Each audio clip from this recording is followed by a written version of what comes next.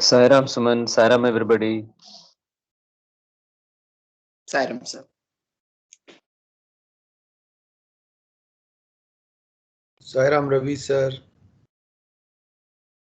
Sairam Sridhar sir. Sairam Amarnath sir.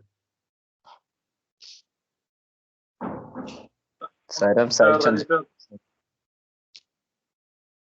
Sairam Sai Chandrasekhar sir. Sairam.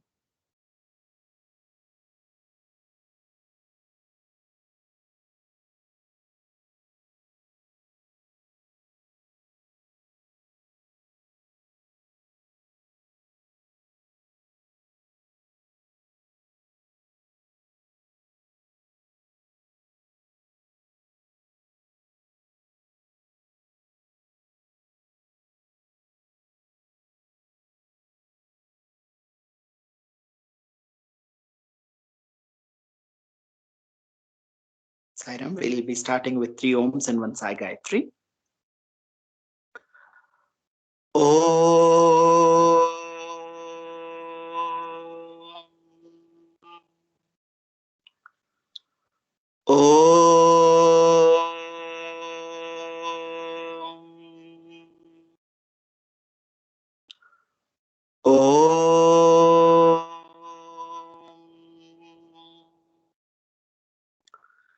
Om Saishwaraya Vidmahe Satyadevaya Dhimahi Tanna Sarva Prachodayat.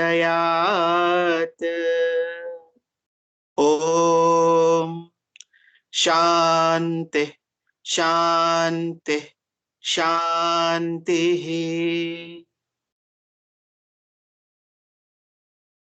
Om Shri Sairam. Offering my humble salutation at the divine lotus feet of our beloved Bhagwan, I welcome you all for today's Satsang. This is 14th session of our Satsangs of My Life is My Message. And today's chapter is Sai Samvedana, where we get to listen to the personal experiences of devotees, the lessons they have learned, how they evolved in Sai fold. Today we have Sai Chandrasekhar sir, our district president, as a speaker. So he would be sharing with us the lessons he had learned right from the inception into the Sai's fold. Before we can say, before he can, he shares the lessons he had learned. I think many lessons we could learn. His actions spoke a lot of volumes of, we learned a lot of lessons from him. Whether it is related to youthful spirits which he has always, whether it is in seva activity or any program, is always youthful, much younger to his age.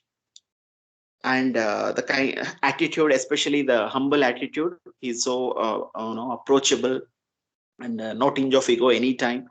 We never found. So being the district president, or he has adorned many exalted positions, but still he has that egoless attitude. And the kind of, especially whether he takes up a service activity or any program, the kind of questions he would ask, the kind of details he would get into. So many things, how one should approach, or what are the things, angles we should think about, whether you take up a seva activity or whether you take up any program. So what are various aspects into it, so much into detailing. So that is wonderful lesson which we have learned from him. The kind of support he gives every time, full attention and support all through. We get a lot of support from him. And also, especially in study circles, we get to see the way he analyzes a point, so that pragmatically how we can follow that in our life. So most of the time his most focus always is on the lesson, what to be learned from this point. Whatever he hears, he always focuses on the lesson to be learned. So that's his a remarkable or striking feature, which I have particularly observed in him. And especially his discipline and dedication is something remarkable. So every day without chanting Rudram, he wouldn't take breakfast. So today I would request now Sai Chandrasekhar sir to share some of his experiences. So I'll start with the first question. So how did you come into Swami's fold? And as a youngster, how did service captivate your mind? And what impact does service have on your personality? Okay, loving Sairam to everyone. My humble salutations at the lotus feet of our beloved Bhagwan, Sri Sai Baba. My dear Swami and dear sisters and brothers, a loving Sairam to all of you. I think before I start, let me put a disclaimer that there are no eye-popping stories or experiences that I have gone through. So this session is not going to be about some out-of-the-world experiences, but more in terms of what I went through. In fact, in the beginning, I was a bit reluctant to come on this. I was telling Suman that there's really no dramatic incidents that have happened in my life. But he insisted, and then I said, okay, this must be Swami pushing me. Nevertheless, thanks for this opportunity, and I offer this at Bhagwan's lotus feet. So I think you asked me about how I came into Swami's fold. I think my name gives out the secret. The fact that my name has Sai in it means that I was born into a Sai family. I would like to offer my gratitude to my maternal uncle, that is my mother's elder brother, who was the reason for the whole family to come into Swami's fold. And again, nothing dramatic about it. I think it was somewhere in Chennai. He was passing by and he saw a huge crowd, and then he went there to see what's happening. And actually, Swami was giving a speech, and he somehow liked what Swami was saying, and he got attracted to it. And being the eldest son in the house, and that was the time, so this was in the 60s, probably. The whole societal norms were that whatever the eldest in the house says, everybody follows suit, right? No questions asked, unlike today. So once my uncle said, here is someone who I think we should worship, then everybody started worshiping him, period. There were no questions asked. And I was fortunate to be born in a Sai family, if you can use that phrase. Though personally, I feel we need to be very careful when we use the term Sai family or devotee, or because it's so vast. Who are we to say somebody is Sai family or somebody is not? Because Sai is not that form, 5 feet 3 inch form. Sai is all pervasive. So technically, everybody in this universe is Sai family, but somehow we tend to use it in a very loose fashion. And at that time, I was born in Bangalore, the same city where we are in. Again, fortunate to be born in Bangalore. And I was in Bangalore till my class 7, after which I moved to Hyderabad. And all that I remember about those days is that going to Vrindavan was like a picnic for us. Early morning, get up, take a bus, go to Majestic Station, get onto a train. The train would be filled with devotees, only devotees. Every coach, there'll be bhajan going on. And as soon as the train stops, 100-meter dash so that you get a good space, because the whole train is empty and everybody is running to Vrindavan. That is a sight to watch, frankly. And I was in class 5 or 6 or 7. So you can imagine the childish enthusiasm that would be there. And we would go and sit there in the Sairam shed. Beautiful place. For those of you who are not aware, it was just a huge banyan tree around which was a asbestos roofing. And all of us sat there around the tree. So it's a 360-degree kind of a seating arrangement. And those days, Pad Namaskar was taken for granted. Like that is the base from which you evaluate things. And so the talk would always be how many Pad Namaskars you got, how many I got, kind of a thing. And one thing I remember was, as a kid, we used to take a lot of liberties because being in class 5 or 6. So we were sitting in a circular fashion around the banyan tree. And there are, I would say, quadrants in which people are sitting. So we would sit in one quadrant, Swami comes, take Pad Namaskar, then Swami is going there, get up and run and go and sit in the next quadrant for a next darshan and Pad Namaskar. So it was literally like that we were running from quadrant to quadrant to take a second and a third and a fourth. Fortunately, the Sevadal didn't say anything, or I don't remember Sevadal saying anything those days. But I think those were the fabulous days, if I can say so.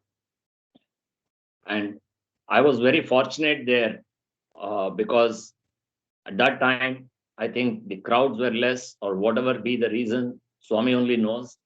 I was fortunate that he did my Akshabhyasam, and by providence, I would say, he also performed my Upanayanam when I was in class 5 or 6, I don't remember exactly.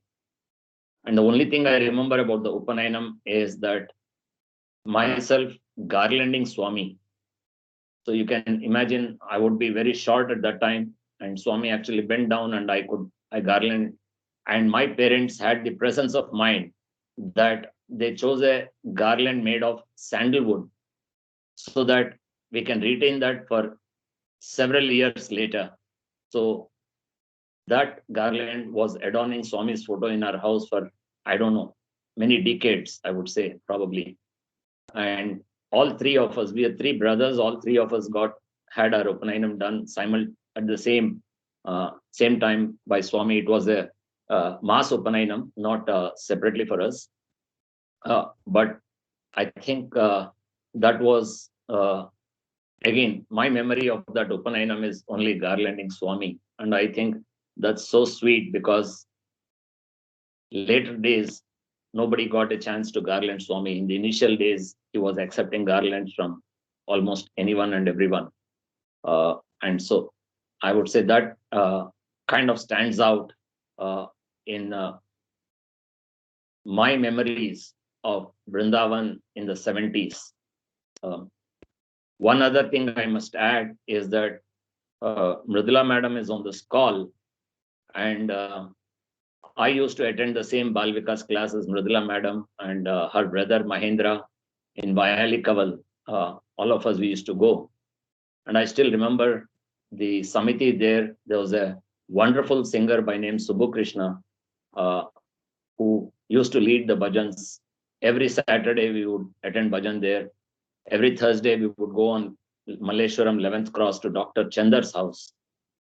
While I don't recollect this incident, but my mother tells me that one Thursday when we were just sitting and doing bhajans in Dr. Chandar's house, guess what happened? Swami just walks in. It's a weekly bhajan. We are just doing bhajan and Swami just walks in and sits there and takes aarti and goes back. Now that can't even imagine that, later on in the later days, because Dr. Chandar was a very great devotee of Swami. So that was the kind of, I would say, good fortune I had in my childhood. And being born in a Sai family, I didn't have any momentous experience in terms of how I entered, or rather how he brought me into his fold, because by birth I came into this. But these are things which I would have missed out if I had come at a later date. So I'm ever grateful to my parents for giving this opportunity. So obviously until class 7 I was there, and then my dad got transferred and we had to go to Hyderabad. And I think that is where the whole, I would say, attraction towards service started. Really fortunate that in Hyderabad, our house was about 1 kilometer from Shivam, which meant that I don't need to depend on anyone. Whenever I want, I can just go to Shivam. And that was, again, a great opportunity. Both my brother and myself would go regularly to Shivam. And we were constant there in the chapel duty. In Shivam, there was a chapel stand where all the devotees who come for bhajan leave their slippers there and we give them tokens. And then after the bhajan, they come back and collect the slippers and go. And that was one duty which we loved. I don't know, some of you might have heard of Gopi Krishna Piditala, who's he also used to be there in the chapel duty along with us, and a few others. So sitting there, doing that duty and listening to people like Krishna Mohan, Suryanarayan Murthy, who out of the world singers. Very unfortunate that recently Krishna Mohan breathed his last and merged in Swami. And my sister was also a singer in Shivam. I don't know, some of you might have heard of Arun Tiwari, who was a student in Swami's Institute. He was singer in Prashanti Bhajan group. He used to sing in Shivam at that time. He was my age probably. And his mother was a very melodious singer. So it used to be a lot of fun, standing there at the chapel stand, listening to all these bhajans, and really indescribable, I don't know. And to think of it, during bhajan, that was the only duty that was there regularly. And that was cornered by us. There were about half a dozen of us who were always ever ready for that chapel duty. In fact, even now, about a month back when I was speaking to Gopi, he was mentioning about chapel duty. I think that really shaped us, I would say. There always it used to happen that post bhajan, there will be someone who doesn't come back and take their chapel. They're either sitting and meditating or they've gone inside talking to someone. So all the people would have taken their chapel. There'll be one or two waiting, and we would wait for half an hour just for them to come and take the chapel. That I would definitely admit was a bit frustrating, because would say, hey, everybody's taken. Why are we waiting just for one chapel? But I think that kind of helped us learn patience the hard way. And that really stood us in good stead in future times to come. Shivam, I would say, was a wonderful place, huge, lot of activity. But again, how Swami attracts, once it attracts, then it kind of stays there. Because 2.5 months later, we had to shift our house to Srinagar Colony, which is about 15 kilometers from Shivam. And I had to walk 1 kilometer to come to Amirpet, then change 3 buses to reach Shankar Mutt, and then again walk 1 kilometer to Shivam. So this used to be my routine every Sunday without fail. And return again, same thing. After the chapel duty is over, night 8 o'clock or so, walk 1 kilometer to Shankar Mutt, again change 3 buses, reach home by 9:30 or 9:45. But at no point in time did we feel, oh God, this is really tiring, or what have I got into, or anything.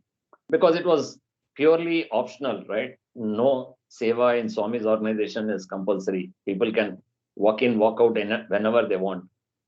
But that attraction was so much that I actually forced my dad to buy me a general pass so that I can get into any bus anytime and then go, which helped me change multiple buses.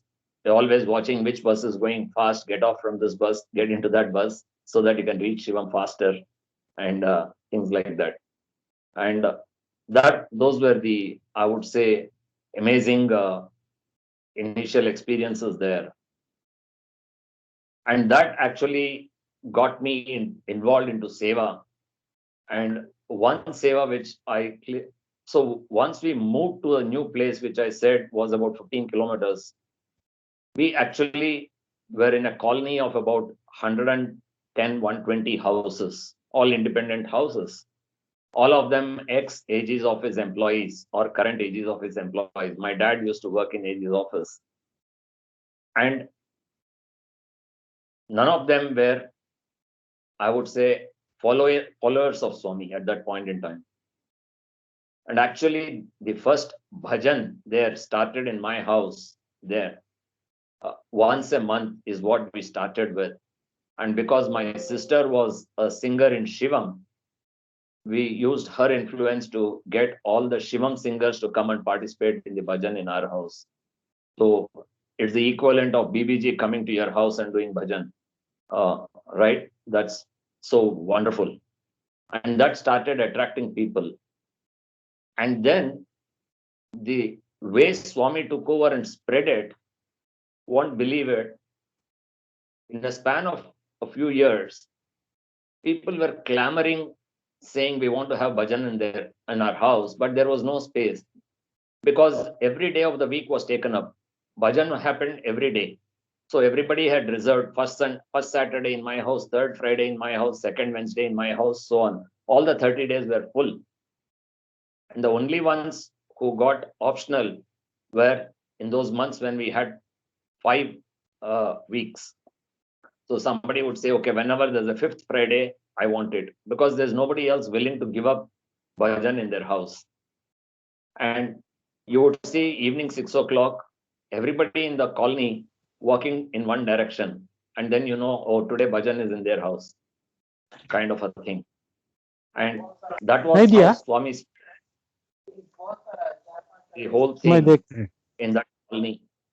And that really took off. Absolutely nothing to do with us, I would say. Just how Swami took charge. And in fact, there's one Balvikas guru by name Prashanti here, who is part of Bangalore South. She and her brother is the spiritual coordinator of Bangalore East. Both of them used to come to our house and sing bhajans in those days. They were about 4 or 5 houses away from us. And the way Swami transforms people, there was one, I just, about a year back during this, I think recently, during one of the events in Vrindavan, suddenly one boy came to me and he said, Sairam sir, I just couldn't recognize him. Then he says, don't you recognize me? I'm Bujji. And I was shocked. That was his pet name, and he was my neighbor in Srinagar colony. And this guy, I don't know, was somehow deeply attracted by Swami. His parents would not allow him to come to bhajan in my house, saying, don't waste your time, sit and study. And he would silently slip out, jump over the compound wall, come to my house and sit and participate in bhajan. And he was recollecting all those days. And he eventually forced his parents to admit him in Swami's institute. So can you imagine? And so that's the kind of attraction that he had. And so I think each place, it was just like the house was a pivot, and then everything started building around it. And that was truly amazing. And then started the service part. And my most memorable service that I remember is, we never used the word Sunday Narayan Seva, but that is what we did. And it was a completely different type of Narayan Seva we did there. We used to go house to house and collect food packets. Each house could give as many packets as they want, whichever item they want. They just have to pack it and give. So go around the whole colony, collect food packets from everyone, and 3 of us would go on bicycle to specific places, right up to Mujamjahi market. There's a mosque that would be the last stop. And that is something like about 8-9 kilometers from my place. So we would cycle there and offering these Narayan Seva to Narayanas en route at specific slots, finally deliver there and cycle back in that hot sun every Sunday without fail. And it's not as if the roads were flat. Obviously, there's a lot of undulation, so you had to really sweat it out, cycling with all these packets hanging on the handle and then going, three of us on our bicycles. It was a full, to start at 8 in the morning, we would come back by 1:32 in the afternoon, completely sweating and this thing. But none of us ever felt that this is tiring or this is boring or whatever. We would look forward to the next Sunday. People who didn't have time to cook something would just buy a loaf of bread and give, all kinds of things. So it was like an assortment. We would go to the Narayana and ask, do you want rice? Do you want chapati? Do you want bread? Tell me, you have a choice. It's like when you go to a hotel, the waiter comes and says, this is the menu, right? And what do you want to order? Idli, dosa, vada, puri. That is how it used to be. And that was really, a very different type of thing, that you can go to a Narayana and ask, okay, what do you want today? These are the 5 different things that I have. Pick what you want, kind of a thing. And so I'll probably pause here because I think I've been talking for too long. But somehow it was just flowing in terms of my memory. And I don't know if Suman, you want to take it in a particular direction, please feel free.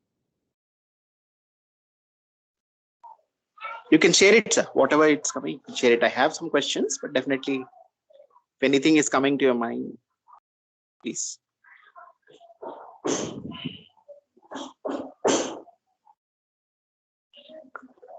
So I would say that, the journey had a lot of ups and downs. And this is again, how easy it is to get distracted. I was in Hyderabad until I completed my engineering and I worked for a year. And until life was very different, whatever I described. And then I joined a hostel in Calcutta for my MBA. And then everything went topsy-turvy, opposite direction.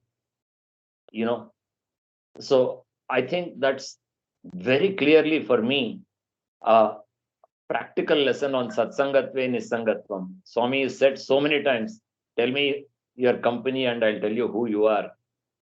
I think those 2 years in Kolkata, for me, very clearly, I would say was absolutely, I went in the opposite direction. I never tried visiting a Samiti in Kolkata, though I was in the hostel. Hostel life, I'm sure all of you know how it is.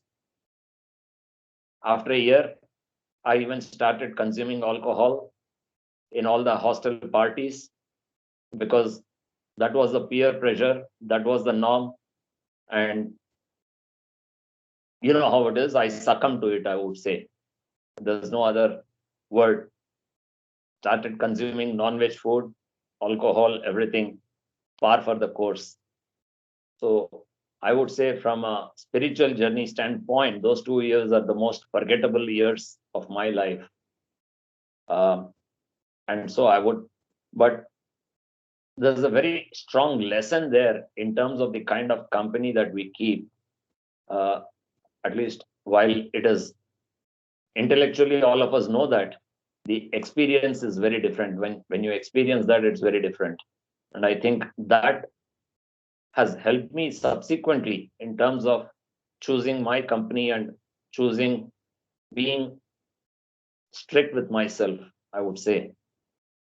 But again, the tide turned. It was almost like a sine wave, I would say. It went down, and again, I got posted in Visakhapatnam. And I was a bachelor there living with some 3 others.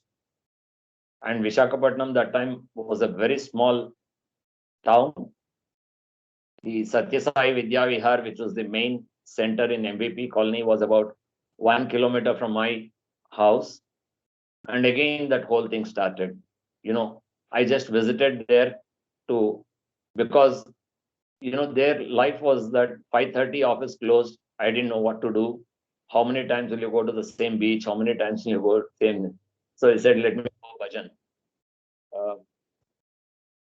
uh, then I met up the whole youth group there. And again, life started taking a different turn. Uh, to the extent that on Sundays, if the bhajan starts at 6, by 4, I would be there in the mandir. And we would all meet up, discuss, do whatever. And there was a person by name Ramesh who was leading the youth team there. And one fine day he said, hey, why don't we all take a vow that from today we will not watch any movies. So I was at that time, 23, 24 years old, right? A bachelor. And by those standards of those times, earning a decent living. So I could afford to go movies every week, all that. And suddenly this guy says, hey, let's offer this to Swami and let's stop movies. I don't know about the rest, but I took that very seriously. Now that was in 1990, if I remember right. And now we are 30 years later talking. And in these 30 years, I have gone to the theaters twice. Once because everybody in my office was going and I was the branch head. There was a huge celebration and they said, if you're not coming, none of us are going, you better come. So I really didn't have a choice. I don't know. Probably I had a choice and I could have told them, okay, none of you go. I really don't care. But somehow I took a call that I would go. And the second time was where my kids were really pestering for one of those cartoon movies. So in the last 30 years, these are the only 2 occasions on which I have actually been to a theater. But of course, in the house, the TV is on many times. Others are watching, and therefore, I probably, when I'm sitting there, watch for a few minutes now and then, but really don't go to the movies. Now, I took this decision before my wedding. And I got married maybe a year back. And my wife loves watching movies, even today. And but she has cooperated with me. She came to know about it, and she never asked me to take her to a movie. And I'm really eternally grateful to her for helping me and keeping my promise to Swami to the extent possible. So she meets her movie requirement by watching on the TV, and or once in a while going out with maybe the kids or with her mother when she comes here, kind of a thing. So that again, so the thing is how it was going up and down.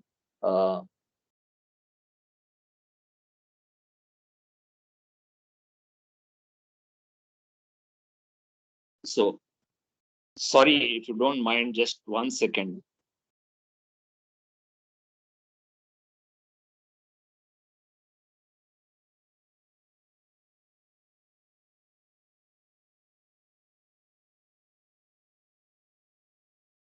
Sorry, someone came in between.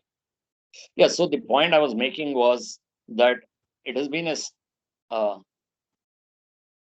like a waves, ups and downs, and how again Swami brought me back into the fold here. And from there, I moved to Chennai, and that gave me a much more opportunity because we were very close to Sundaram, about 3 kilometers from Sundaram. And then there every week, every Sunday, I would go to Sundaram for bhajans. My wife would go every Thursday and Sunday. Uh, and but somehow really the service part didn't take off in Chennai much. The only service we used to do is that on Sundays we used to go to a place where all the visually challenged children would come, and we would sit and read out their lessons for them to listen, because they didn't have textbooks in Braille. So I would participate in that, but I was really not very active in the organization there somehow. I spent 3 years in Chennai doing that, and then again came back to Bangalore. And somehow that was a lull, I would say. I don't know if you can say lull before the storm, but one good thing would happen is, we were living in RT Nagar, and that time my daughter was probably 1 year old or so. She was born there in RT Nagar. And my wife and I would every Sunday go on a Chetak scooter from RT Nagar to Brindavan early in the morning, hoping that Swami would do Annaprasna for her. Eventually, Swami did not do Annaprasna, but what that did is, those days, if that you had something like that, they would allow you to sit in the front. So every visit, my wife would get a very good seat, very nice darshan. But apparently she tells me that she prayed to Swami that if you do Annaprasna for her, then she should eat well. So she put a condition to Swami. And she says probably because of that condition, Swami didn't do Annaprasna, is what is her feeling. But actually it ended up that in the initial years, it was quite a task to feed her, though things are very different today. But that gave her an opportunity to have very nice darshan of Swami in Vrindavan every weekend for several weeks. And that was again magical. But I would say that only after we came to here BTM, that again the uptick started in terms of used to come regularly to Sai Gitanjali, and Prashant used to provide opportunities either in, mainly it was the computer coaching classes which were going on those days, and we would teach about the computer training to those children and all. And again, after a few years here, I went to Singapore, and again it took a downturn. Though there's a Samiti in Singapore, there's a lot of activities. Somehow I switched off. I switched off to a very large extent in Singapore. And I would credit two people for my getting back into active in Swami's organization. The first is Venkat Gosavi, who's our state president currently. And the second is Prashant CP, for two very different reasons. When I just returned from Singapore, within 6 months, there was this Rudrarpitam which was to happen. So Swami had told Vinay that you should do this Rudram chanting, and then you can bring all of them, I'll bless them and all. And normally Prashant used to coordinate all the activities in Sai Gitanjali. And that was the time when Prashant was getting married. So he probably told Venkat that he's busy with the wedding. And Venkat then asked me, are you willing to take charge of this and coordinate? I had absolutely no clue. I didn't know the spelling of Veda, and I didn't know anyone out there. I don't know why Venkat asked me. It was during a Sunday Narayan Seva. I remember both Venkat and I were there for packing. And that was when Venkat asked me, will you do this? And I don't know why I said, okay, I'm game. So I credit Venkat for giving me that opportunity, and Prashant for getting married during that time. Some very different reasons. And I would say that was the turning point for me in my journey. That was in 2010. And that was the turning point. There's been no looking back since then in my journey, especially on the Vedic front. while I had absolutely no clue about Vedas, I had not learned anything. And whoever I asked here, there were no Rudram classes because everybody knew Rudram. So there was no need for a Rudram class. And here I was coordinating this whole Rudrarpitam. So Rudrarpitam was a event where in the homes of 85 youth, the Ekadasha Rudra Parayanam was done. And the precondition for you to be part of those 85, that was the 85th birthday year, the precondition that Vinay had set is that from the day Rudrarpitam, the Ekadash Rudram is done in your house, you have to chant Rudram daily, lifelong. If you're willing for that, only then you can give your name. That was the precondition, and it was a tall order. And I had to learn Rudram on my own. I still remember my office was in Whitefield, and every day Rudram would play at least 5 times while driving up and down. And I would just keep chanting along with that tutor CD. I had a tutor CD, and that is how I learned Rudram. I actually learned Rudram while driving in a car up and down to Whitefield every day. And that really, I would say, one way it put pressure on me. And one thing I've learned in this whole thing is that just jump into the deep end of the pool. You will not have a choice but to learn or do. But have faith in Swami and he will bring you out safely. You will not drown. Time and again that's happened. The journey on Vedam, that has been my story. The journey with my taking as a district president, it's the same story. Before that, I would only go to Sai Gitanjali and no other place. But mysteriously, I find time to go to every Samiti now. Earlier, I would say I don't have time. But now I have time. You still have 24 hours in a day. So the point is, if you just commit yourself, throw yourself into the deep end, Swami has said he will create time for us. And I think that is the kind of experience I have had personally in this whole journey. Yeah, so I don't know, I can keep going on, though nothing dramatic, but it's more how my life is evolved. But maybe again, I'll pause and ask someone if he wants to ask anything specific.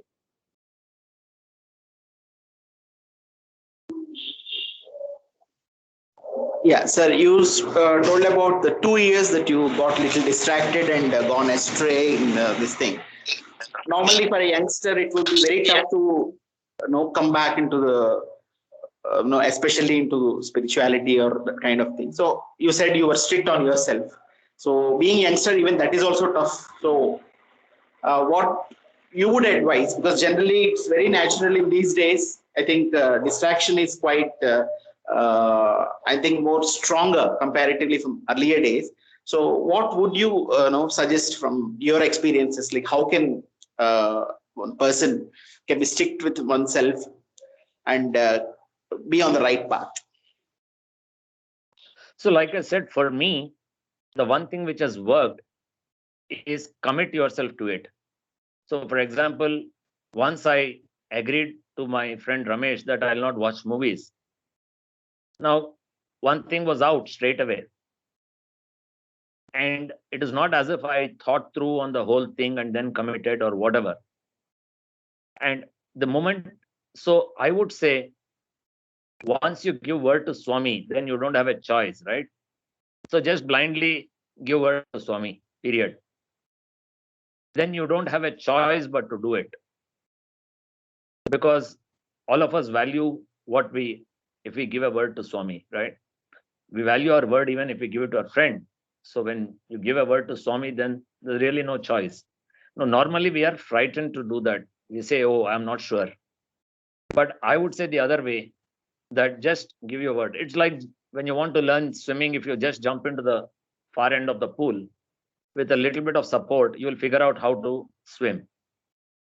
So at least for me, there are 3 different inflection points when that has worked for me. So one was when I went to Vizag from Calcutta.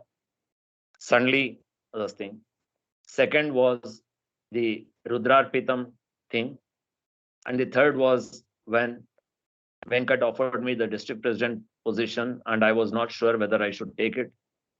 In fact, I should mention that at that time I thought I will take advice from a few people who are in the organization. And there was one person in the organization who's been in the organization for several, maybe decades, I don't know, years, surely, maybe decades, and who was an office bearer. And he advised me against taking this, saying, well, don't get into all this and all. And after that, I decided to get in spite of that. Because I thought it is a calling from Swami, and then just jumped into it. At each of these inflection points, there was that small doubt in the mind whether I have time, whether I'm capable, all these things. But I just took the plunge. So I think that is one thing which, in my view, it has worked for me. For different people, different things work.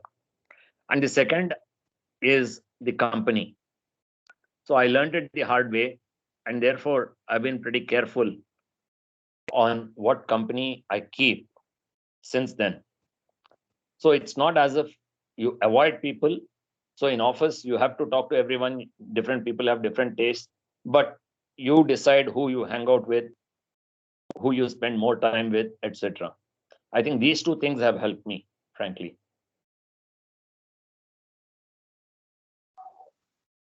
Okay, sir. Thank you. Nowadays, people and most of our brothers would say that we don't have time for seva and sadhana, and we are more committed. We have ambitions in life, and we want to achieve those, and we want to devote all the time to that, and they don't prioritize this. So, how would one balance one's profession as well as the spiritual or organizational activities? How you have done, and how what advice you would give to the younger brothers? Generally, most of them are on their path of career growth. So generally, they will not be able to devote much time. So that's what the complaints mostly we get. We don't have time.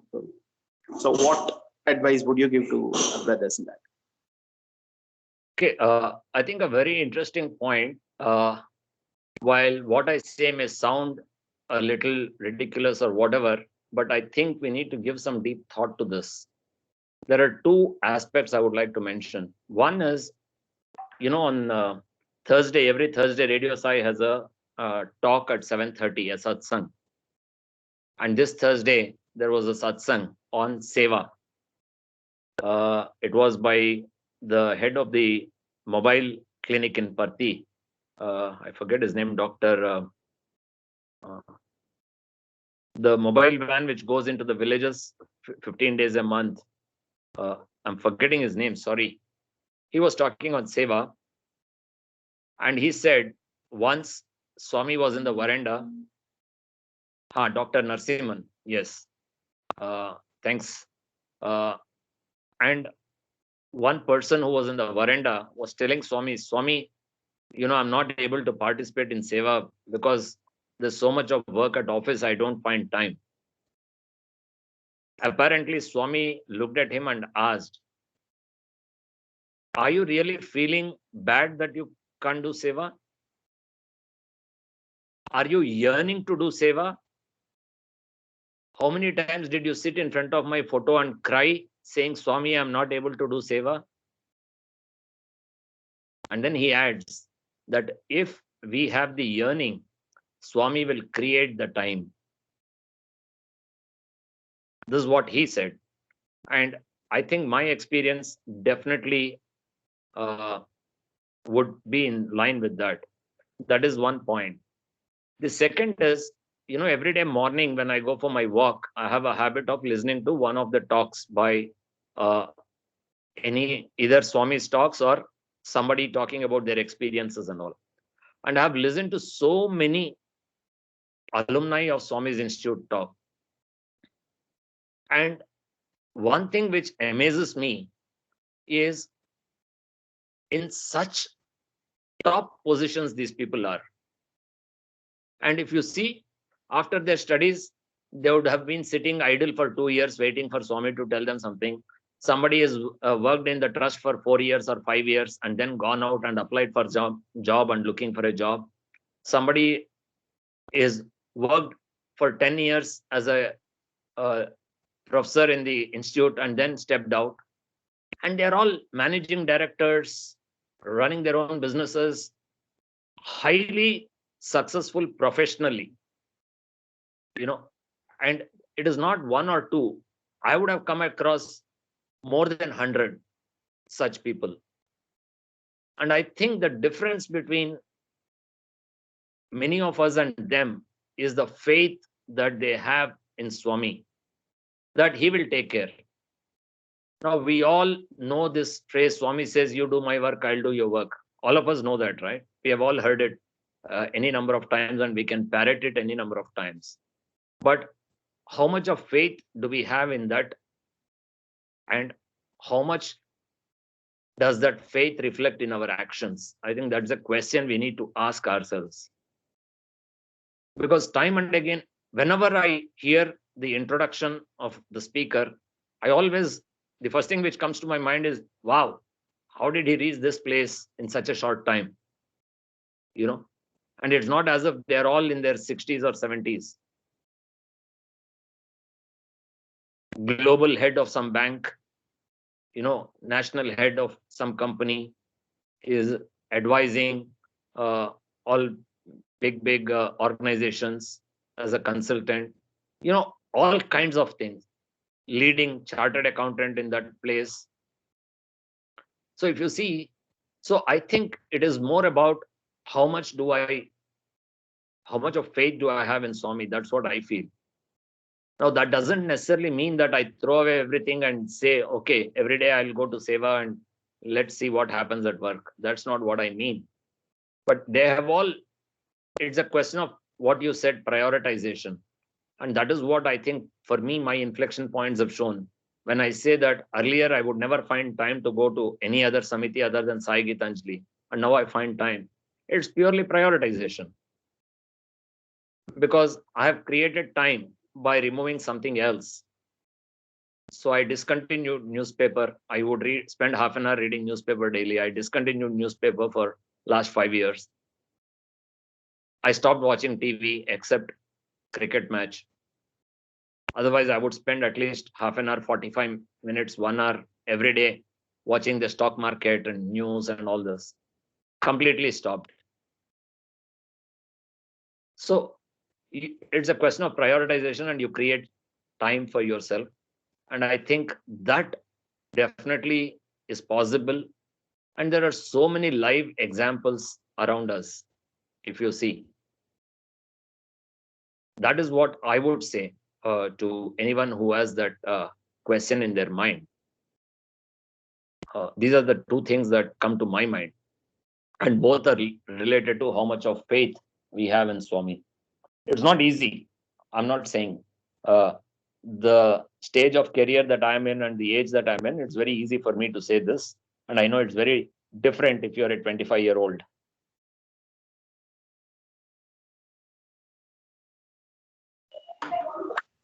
Okay, sir. Thank you. So while practicing Swami's teachings, you told a lot of challenges come. So how did you overcome the challenges? Whether it's anything, whether it's sealing on desires or anger management or anything like that. When we start practicing, definitely a lot of challenges come across personally as well as whether it is workplace, many things. So how did you overcome any such challenges you had faced, and what advice you would like to give? See, I don't know. Now, looking back, I really don't feel it was a challenge for me in terms of sealing on desires or anything like that. But I'm just trying to ruminate on what happens is that if we try to make incremental changes consistently, that is a great strategy in my view. And it's a well-known fact, but that needs you to be disciplined to apply that. right? Because more often than not, we try to get those shortcuts. Okay, next 1 week, I will stop eating so that I reduce 5 kgs, right?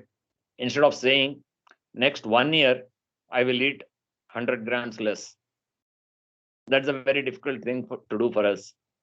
But the thing is, the moment it becomes a habit, then it is no longer difficult. It's only until it becomes a habit that things are difficult.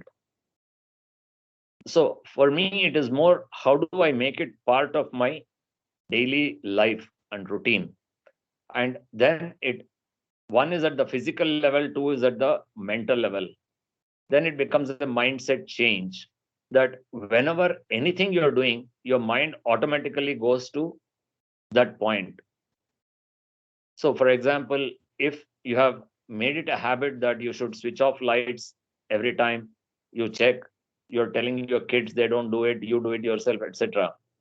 Now, the habit is so much that if I'm in somebody else's house and I find a room, nobody is there and light is on, I'll go and switch off the light in their house. Because now it's become part of the DNA. Or if you think water should not be wasted, it becomes part of the DNA. But the initial phase is difficult. So I would say make small changes, but be very consistent and slowly raise the bar and then make it a habit. Once it becomes a habit, then you don't need to make any effort at all. It just flows automatically. I would say that is what has been my approach. Whatever be the case, I think it works very well. At least my experience is that. Thank you, sir. So Veda has now become integral part of your life. Till 2010, I think you were not aware of Veda at all. 2008 something. What are the personal benefits that you have experienced, and what you would like to say for many youngsters who would be who are interested to chant Vedam, but most of them they just give up, maybe because of they would not able to pronounce many words and all. So what personal benefits which you have experienced, and how do you inspire the ones who are going to take up the Veda chanting? Okay. So for me, I was a bit fortunate that I studied Sanskrit up to class 8 as a third language. And also coming from a Telugu background, a lot of words which are, common, so you can relate to those words. So pronunciation has never been an issue for me. Now, everything that I've learned in Vedam is self-learning. I have so far not learned anything from a guru until today. Now, one of the things which happened again is that I got into that Rudrarpitam. Now, because I was organizing that, people thought I am a big Vedic scholar or something, or I know everything in Vedas, which obviously was not the case. But then that is possibly one of the ways in which ego helped in a positive way. So my ego prevented me from saying, hey, I have no clue about Vedas. What it did is I said, okay, I should at least live up to their expectations. If they think I know this, then I better know this. Before they know that I don't know this, was the kind of thinking in my mind.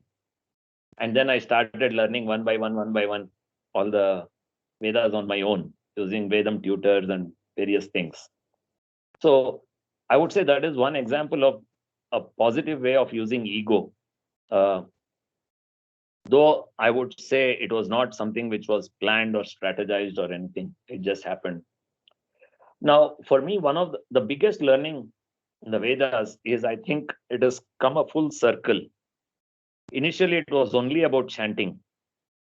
But later on, I realized only chanting takes you only so much. That is not the purpose of Veda at all. The purpose is to understand the message of the Vedas and implement that message. And that is, I would say, the most important thing. Yes, we start with chanting. And when I started digging into the meanings of these, then I realized that end of the day, what Swami tells us is just a summary of the Vedas, nothing else. So for instance, if you look at the mantra pushpam, you chant the whole thing. Finally, Swami says the whole mantra pushpam, you don't need to read the whole meaning, everything. It only means one thing, Brahmavid Brahmaiva Bhavati. What if you think you are this, you are this. In other words, what you sow is what you reap. So Swami has actually distilled the whole Vedas and given it in such a small, simple, easy to understand thing that actually all these sayings that we have, help ever, hurt never, love all, serve all, there is only one God, he's omnipresent, watch your words, actions, thoughts. I think everything is nothing but just a distillation and a summary of the Vedas. So actually, you don't need to really study the Vedas in depth, in my view. If you've heard Swami and understood these simple, easy to understand things, because I guess Swami has figured out that in this Kali Yuga, we are either not capable or too lazy to even learn the Vedas, even though Veda Vyasa said this whole Veda they can't learn, so I'll make it into 4 parts and give them so that at least one they will learn. And even in that, a small fraction, we are finding it difficult to learn. And so Swami, out of his compassion, has said, okay, forget all this. I will just tell you in English, in simple language, which even a child can understand. What is the summary of these Vedas? And you just follow that. Now, that is the kind of ease of use that the Kali Yuga provides as against the Krita Yuga, or Treta Yuga, or Dwapar Yuga, I would say. So I think in the Kali Yuga, man has the best opportunity to achieve salvation. What? Because it's so easy. The path has been made so easy. This Nama Smarana, and Swami is given the whole Vedic text in a small thing. Bharadwaja, after 300 years, could not learn even a small portion of the Vedas. But Swami is just saying, okay, I will give it to you in no time. So I would say, first is we need to have that inclination to learn the Vedas, because Veda chanting is also a huge service, which we may or may not realize, just like bhajan singers do, because it sends out those vibrations into the atmosphere.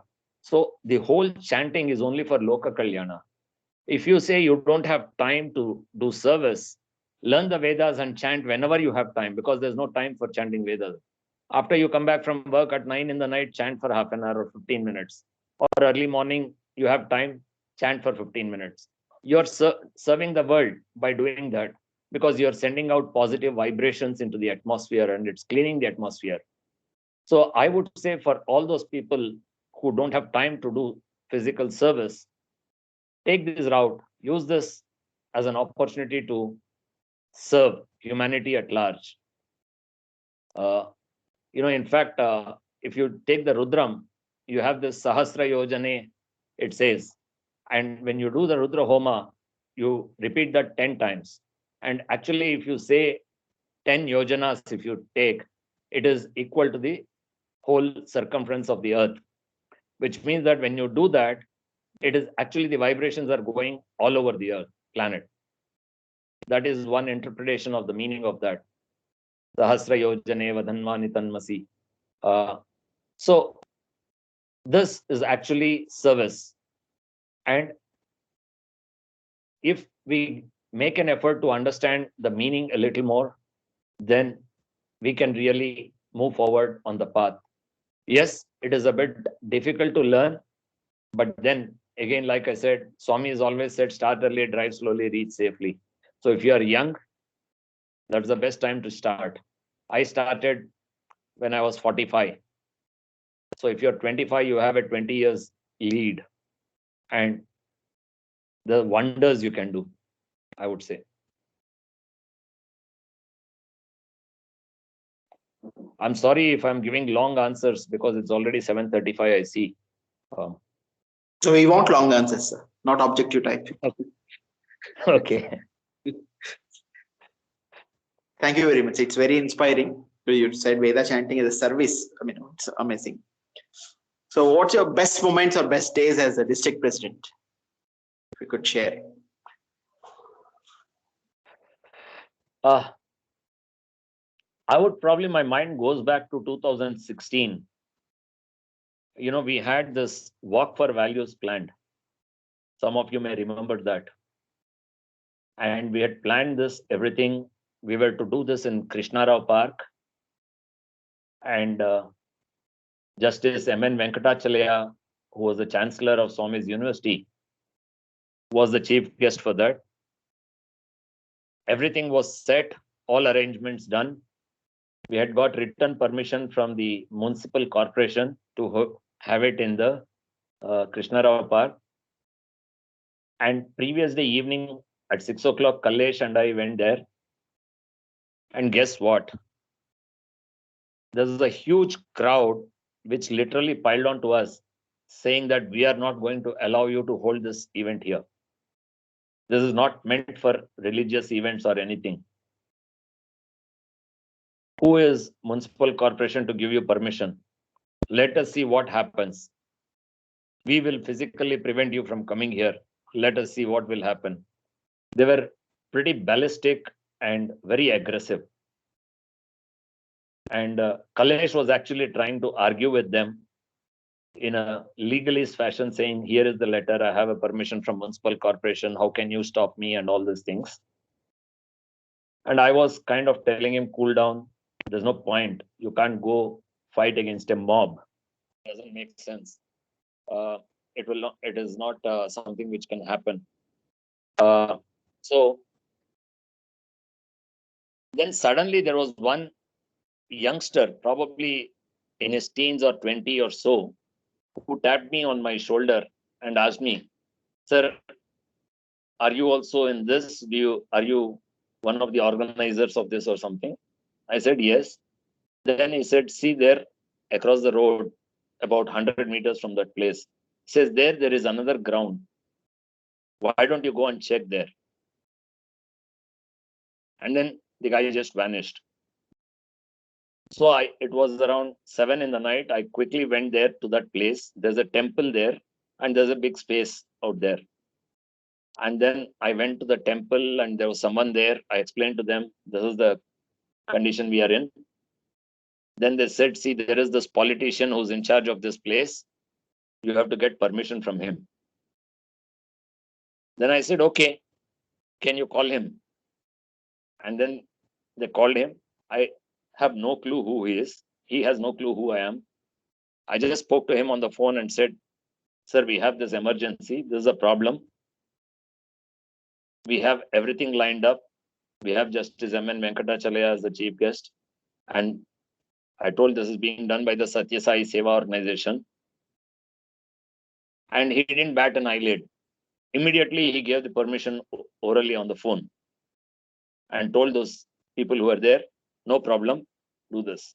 Now, imagine there were about 400 people expected. All WhatsApp messages had gone to everyone about the venue, and everybody is going to come. In the night, we can't, and with WhatsApp, how it spreads in a viral way. We don't even know to whom it has gone. So there is no way we can reach out to everyone and say, now this is postponed or anything. So we really didn't have a choice. And immediately, Swami came in the form of that boy and he directed me there. And needless to say, everything fell in place because that was only 100 meters from this venue. We put Sevadal at regular intervals. So whenever people came to this venue, we redirected them saying, please go there. The venue is shifted. And we had a grand walk for values, grand success, I would say.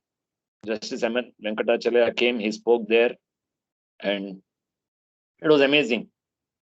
And I don't know who that person is, that boy. Obviously, it is none other than Swami himself who's come in that form. But again, if you see that, because we had planned everything and we prayed to him, he found a solution for this. And that is something which I just cannot forget ever. ever grateful to him because the kind of mess it would have created if we didn't have the event. Everybody waking up at 5, coming, because the walk was supposed to start at 7. So people traveling from all over the place and reaching there by 6:45. I would say that was one incident which kind of is embedded there deeply in me. That I would probably put it as one of the key moments in my work as a district president.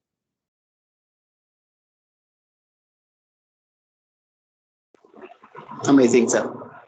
It's very amazing. So I'm done with my questions. So any brothers and sisters, if you have any questions, you can just ask. Suman, can I go? Yes, sir, please. Sai, thank you very much.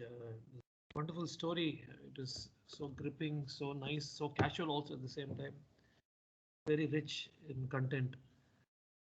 The one thing that really captured my attention amongst all, of course, including the Madhavan Park incident, was the chappals that you talked about.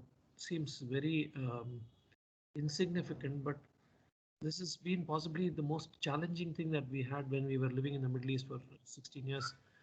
And Swami told our regional coordinator, GB uncle, or GB Choitram Jetwani, as he's known, was known, God bless his soul, he passed away last year.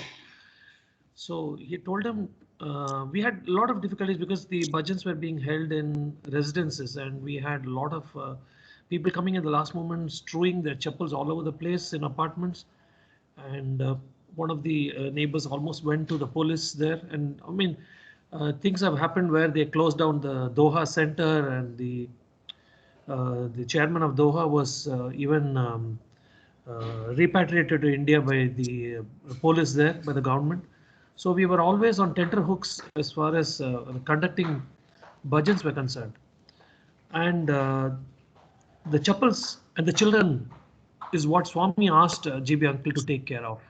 He said, take care of your chappals, take care of your children. So the noise level from the children, as well as the chappals, and we had sevadals who were keeping the chappals orderly in one corner and so on. Despite that, we had some troubles, but it's so important that even these small things, it's not only a seva, it's also the fact that we are aware that we have to be civic to whatever we are doing. Thank you for this beautiful talk, Sai, and for reminding me especially of those of that very important duty that we had to take and the message that Swami had given us. Sairam. Sairam, thanks.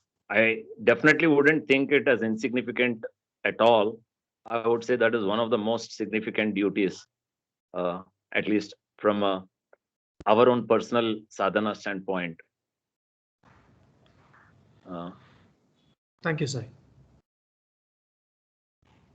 Because, see, when it rains, people come. Most of the chappals are soiled. There's that.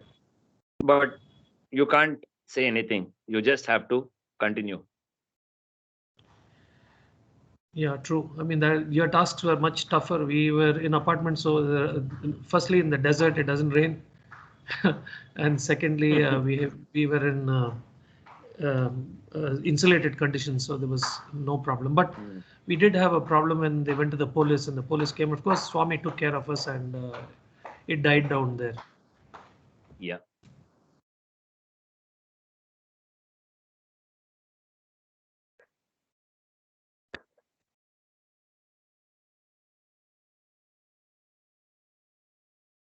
Sairam, any more questions or thoughts?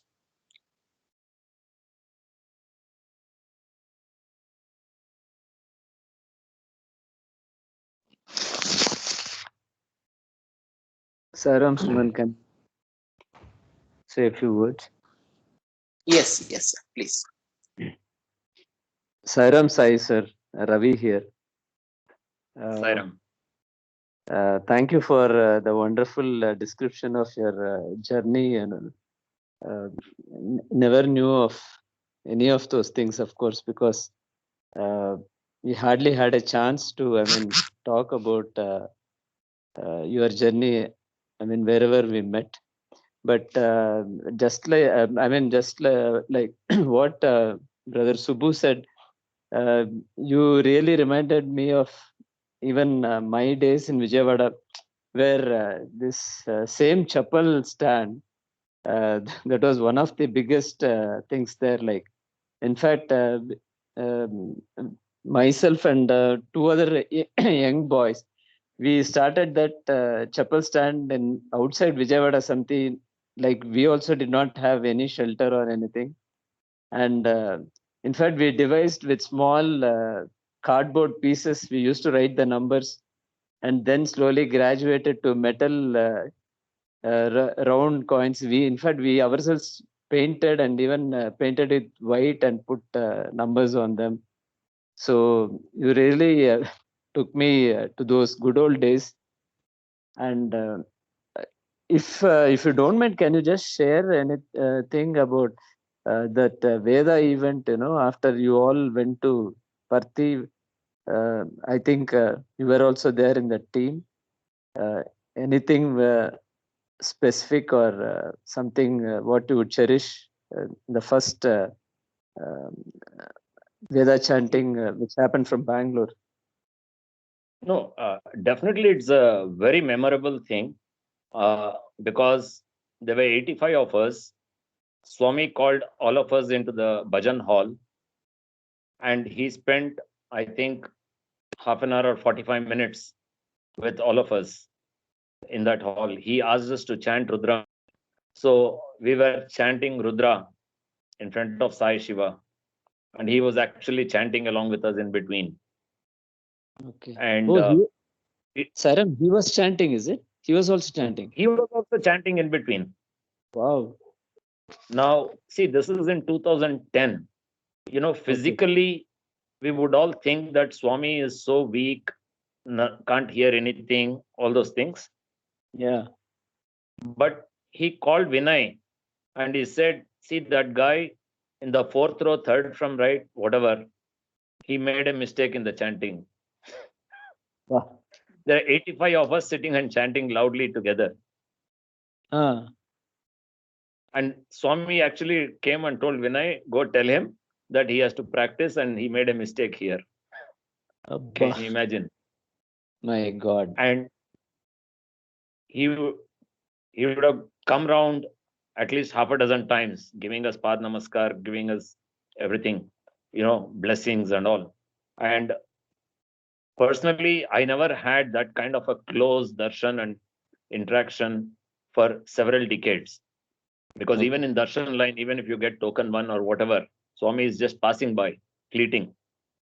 And that was a real out of the world experience, I would say, that the 85 of us sitting in the bhajan hall and then Swami there with us and half an hour, 45 minutes, nothing to, no interruption, anything.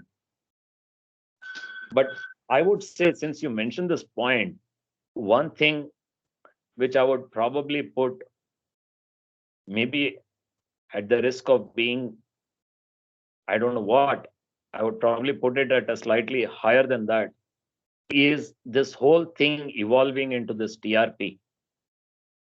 When these 85 homes, we had this Ekadasha Rudra Parayanam, some devotees also came, other devotees, and they started asking, sir, can you come and do Rudram chanting in my house also, in our house also?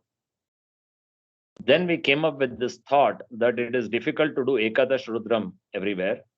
Let us chant Rudram 3 times and let us relax the condition saying, but we still wanted to do this as a means to propagate the Vedas and not as there is a marriage in my house, can you come and do bhajan?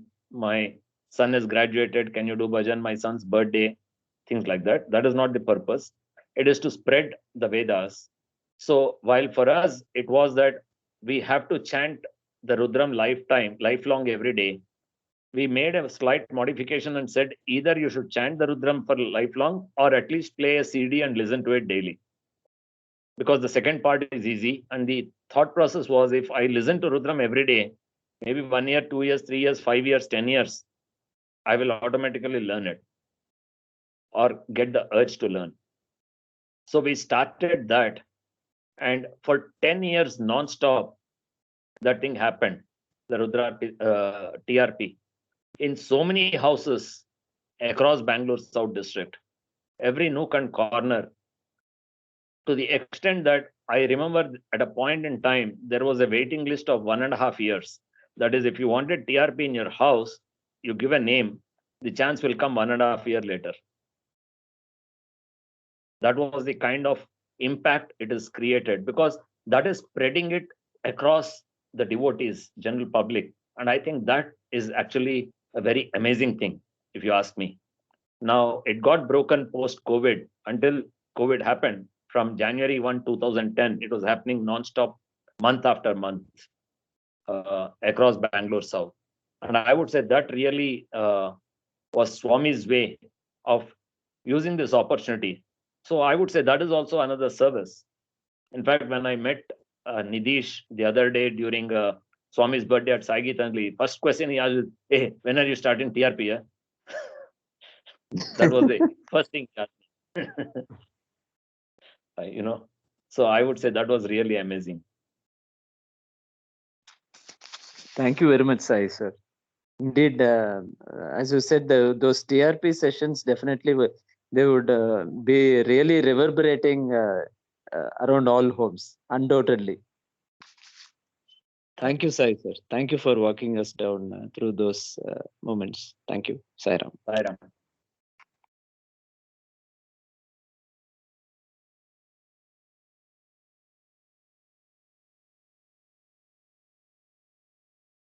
Sairam, any more thoughts or questions?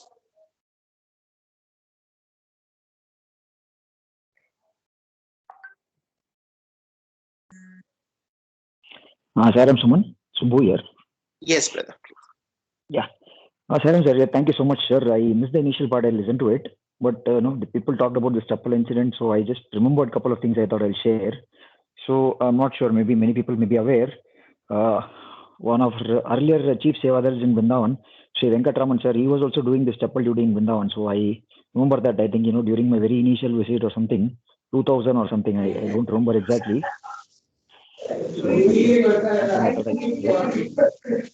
And yeah, so Rudra Pitam was of course amazing, and TRPs and all. Yeah, thank you so much for sharing, sir. Sairam. Yeah, so Sairam, Subbu, I think you played a pivotal role in the TRP. So great seva you've been doing on the TRP front. Thank you so much, sir. I'm grateful that you gave me that opportunity, and of course through Swami. It is only Swami who gives any opportunity to anyone. None of us. Let us not be in that delusion at all.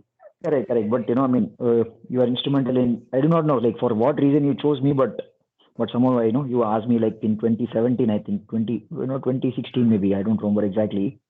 So when you were getting this district president, I think that time you asked me. So I do not know for what reason, but yes, thank you so much for asking me, and somehow that came along. Sairam, again, it was not I who asked you, it was Swami who prompted that you should be asked, period. That's all. Sairam. We all generally think a lot about ourselves. I think it's time we change that. Yeah. Sairam. Okay. Sairam. Shall I come, sir? Yes, sir. Yes, sir, please. Yeah. Sir, since the discussion and then satsang for exchange of message from our DP sir, I want to tell one thing. What I observed from Sai Chandrasekhar, DP, whatever he does also, and as a seva he is doing. See, for example, what happens for bhajan means what we'll think our blood will be boiling only. Somebody is hearing, and then we want to sing very well, and in that way we are singing. But alone you sing, if nobody is there, you sing means nobody will sing. So that's what it is happening in youths or whatever. The bhajan itself is the main thing, not the Swami. In that way it is going. Okay, in Veda also. It is going in front. I will say, I will chant. In that way it is going. But Sai Chandrasekhar, what I am observing, even in Puttaparthi, when I saw him chanting Veda, he will be behind the screen. And the last row, he was standing there. So, and he has, as seva, he does that. And that's why what happens, energy will not be wasted. And because that egoism, at the beginning itself, he told, no, in that way, that egoism will not be there. So he will share with all the persons and do the job. In the same fashion, what we have to learn from our Sai Chandrasekhar is don't mong for bhajans. Don't mong for, so that other people are hearing. In that way, it is not there. It is a service as far as bhajan is concerned. It is a service as far as Veda chanting is concerned. It is service as far as hospital is concerned. Whatever thing it is, which I observed from Sai Chandrasekhar, because he will become one among everybody, and then he thinks that other people also Swami, and never raised his voice in any meeting, whatever the thing is there. So gentle way. Perfect way he carries the things, and smooth way it goes like that. So that because president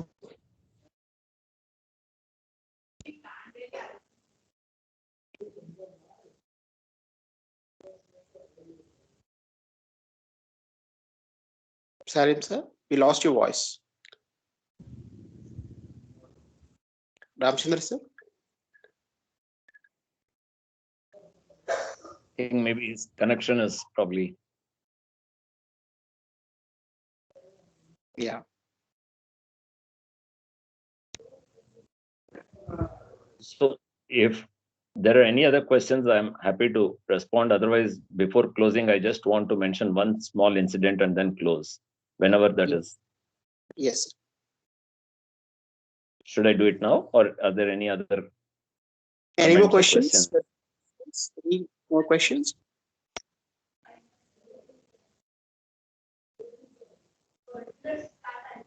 You can share, sir. You can share. Okay, I just want to share one incident which clearly shows us that so many people have narrated so many incidents about Swami's omnipresence, even post Mahasamadhi. And I just want to add my bit. About 5 years back, I was really fortunate that with the prodding from Nikhil, my son Murli joined Swami's higher secondary school for 11th and 12th. I think, but for Nikhil, he wouldn't have probably joined, is what I feel. Nikhil kind of convinced him. I invited Nikhil to my house just to talk to him. And when he was there, he suddenly got fever one day. And we thought it's normal fever. From here, we would tell him on the phone what medicines to take. He had a medicine kit, everything. And he was taking all the antibiotics. 3 days, nothing happened. 4 days, fever is not going down. There also, the doctor saw, he said he gave some medicine, he's taking that. 1 week, nothing, still the fever is there. Then finally, initially the doctor was reluctant to send him to the hospital or anything. He was saying like nothing will happen, it'll be fine. Then after 1 week or 7 or 8 days, then finally he sent him to the hospital for a blood test. So he went to the hospital, and then they took the sample, and then they asked him, will you wait and take the result, or should we send it to the hostel? He was not in a mood to wait and all. He said, no, you send it to the hostel. And he came back. And then that day, his fever subsided also. And then he started attending classes, and he started going to mandir, bhajans and all. And some 4 or 5 days later, suddenly someone comes running to the class, disturbs the class. He's in the class and says, who's Sai Murlidhar? And he says, yeah. He says, can you please come out? Then he comes out, and then this person came running from the hospital, showing the blood report. Since then, they had forgotten about the report and saying, you have dengue because your platelet count is so less. He's saying, I'm fine, I'm sitting in the class, attending classes. And then they realize that the report is 5 days old. And actually, they had forgotten to send the report to the hospital. So very clearly, Swami has taken care, saying that, and delayed that, because if that report had come, probably he would have been put in hospital for 5 days or whatever. But he felt fine. Until then, he was being treated for symptoms. There was no treatment for anything else. And 5 days after he's attending classes, the report, which was supposed to come 5 days before, comes that day with absolutely very low platelet count, which is a indicator of dengue. So which means that Swami just blew away the dengue from him and allowed him to continue in the classes. So I think that's something which still, we feel ever grateful to Swami for that. And I thought I should just mention that as another indication of his omnipresence even now. And let it remain forever, I guess. So, Jai Sairam.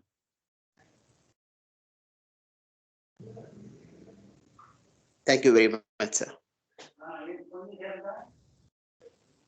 It has been so wonderful that you took us in this your journey of wonderful reminiscences. It's a wonderful thing. I'm very grateful to you to have accepted this for this satsang. So with this, we close today's satsang with Asatoma. Sairam, I just want to. Yes, sir, I just please. want to say thanks to everyone for your kind words. I'm sure all of those belong to Swami and not to me. But thank you for your kind words and thanks for the opportunity. Sairam. Thank you, sir. Sairam. Asatoma Sadgamaya Tamasoma Jyotirgamaya Mrityorma Amritangamaya.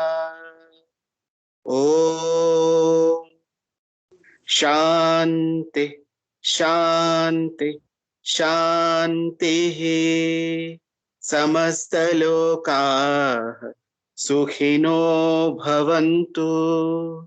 Samastaloka Sukhino Bhavantu. Samastaloka Sukhino Bhavantu.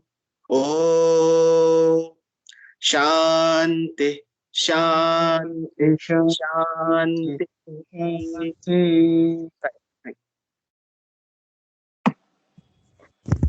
Sairam. Sairam, sir. Sairam, sir. Sairam. Sairam, Thank you, sir. Sairam, sir. Sairam, Thank you, Sairam. Thank you, Sairam, sir. Sai Chandrasekhar, sir. Venkateswaran. Sairam, sir. Very nice talking, sir. Thank you, sir. Sairam, sir. Thank you so much. Sairam, sir. Thank you. Yeah. Sairam, Sairam. Suman. Thank you very much. It was really enjoyable. Thanks a Sir. lot. Sairam, sir. Thank you. Sairam. Sairam. Yeah. Sairam. Thank you. Sairam.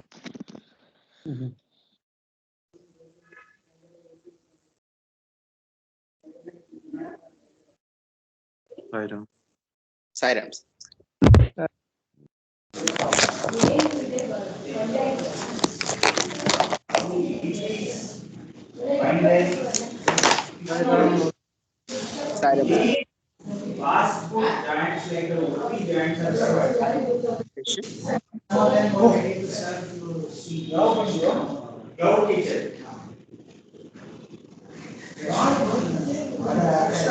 Sairam. Sairam, Suman. Sairam, everyone. Thank you.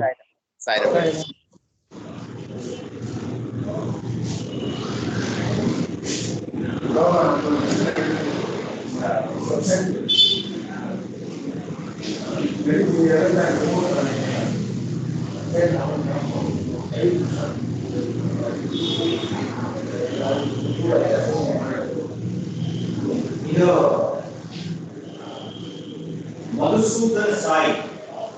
Madhusudanan Sai.